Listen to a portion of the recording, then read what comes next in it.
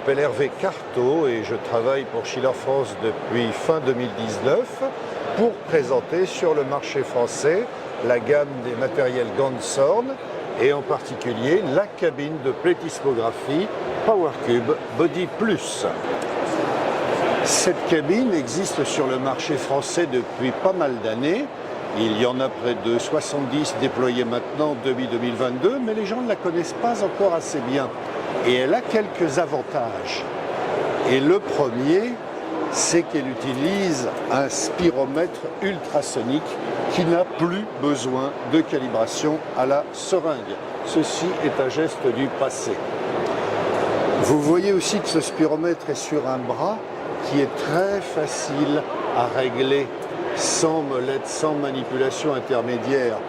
Et que lorsqu'on est assis dans la cabine, on a une très grande amplitude de mouvement. Une très grande amplitude de mouvement.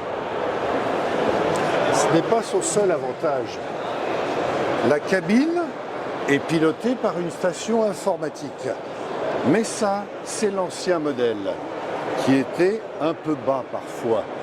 Nous l'avons donc remplacé en ce début 2022 par la nouvelle console qui va équiper nos futures cabines.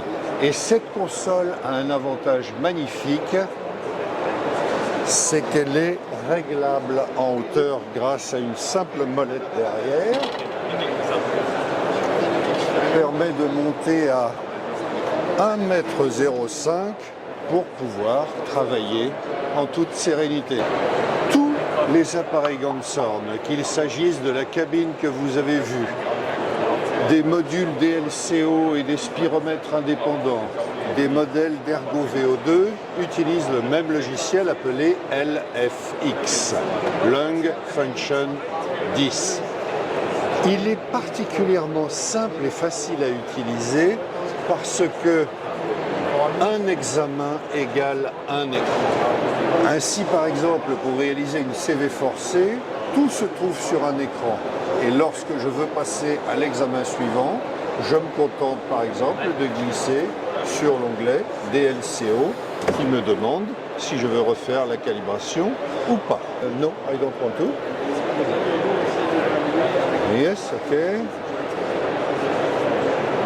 Ok. Ainsi, la DLCO, que certains d'entre vous n'ont pas encore l'habitude de pratiquer, est un examen très simple pendant lequel nous allons faire expirer le patient en profondeur, puis inspirer brutalement, faire une apnée dont la durée est réglable de 5 à 12 secondes, ce qui vous permet de tester tous les patients, puis de le faire vider avant d'avoir des résultats complets, simples à lire et rapides à exploiter comme ceci.